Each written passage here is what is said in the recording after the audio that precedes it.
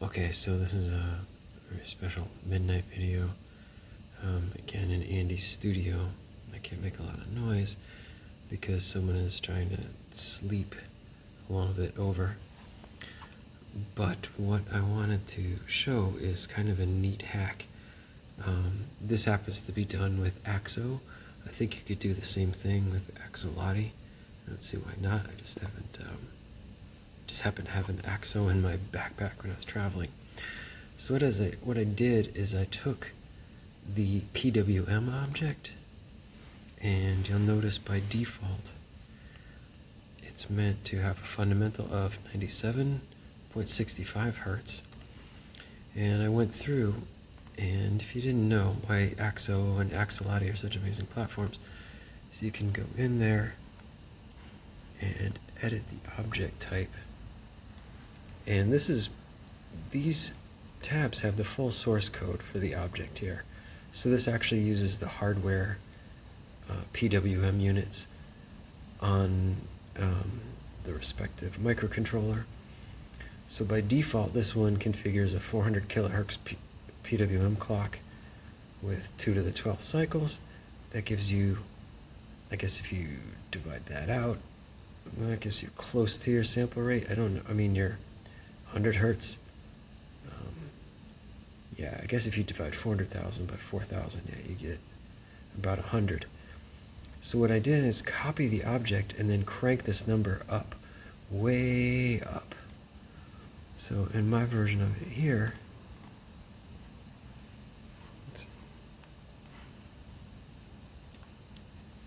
I'm running it,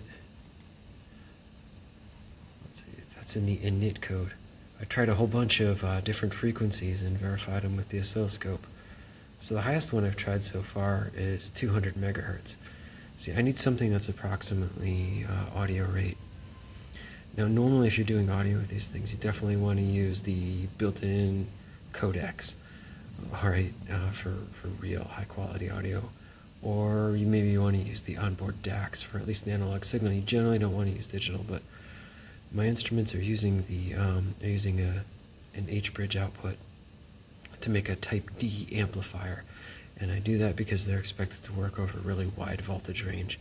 And I haven't found an easy way yet to make like type A, type AB analog amplifier operate over the range, say like 4 volts all the way up to 25 volts.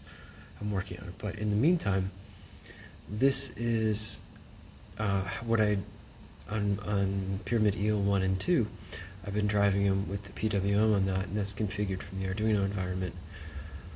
But it would be desirable to do the same thing from Akso or Axoloti, because you get the amazing graphical programming objects, as well as the ability to write pure original C objects. So I'm going to just show you my mini test patch here.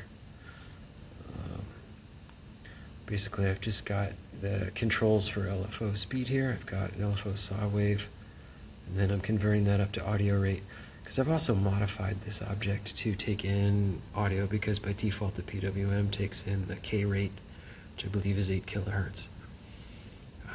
Interesting thing about the PWM peripheral on this microcontroller, it appears to have 4 outputs, all with the same fundamental. So you pick like one fundamental in that init code, and then you've got 4 different outputs. So I could just imagine all the kind of fun you could have with that. Let's see. Okay, there is one bug where I can only edit the object definition once, and I have to save the patch and reload it, but it's not the end of the universe. Okay, so I'm going to start it up. It's live. Notice I'm using 3% of the CPU for what it's worth. Now let's look at the scope. There we go. So that's our LFO at 0.18 hertz. Crank it up a little faster. It's 4 hertz. That's the max speed of 207. And we can also just check out the period. That would be the time from here to here. So that's 1, 2, 3, 3.4 divisions at 5 microseconds. So that's about It's around 16 microseconds period, which gives us about a 66 kilohertz frequency. So that's definitely Nyquist for 33 hertz. I can, shore that up and get it to something closer to like 50 kilohertz or something later. They're definitely, yeah, if anybody knows about this stuff and can help me out here, basically, when you configure this, if I understand the CPU right, you can only pick certain divisors of the 480 kilohertz or megahertz clock. So you can't just pick any clock frequency you want there. But anyway, you just have to get kind of close for now. So that's my little hack to get audio rate PWM out of an Akso. Should be pretty much exactly the same on an Axoloti. I think my next step would be to actually hook this up to one of my bridge drivers. For example, just a Max 17480. This is just kind of like my go-to bridge driver from Polulu. I like it because it goes down to a real low voltage. Like, it works reliably at 4 volts and kind of down to 3.7, even though it's spec'd for something like 5, and it definitely goes all the way up to 40 volts.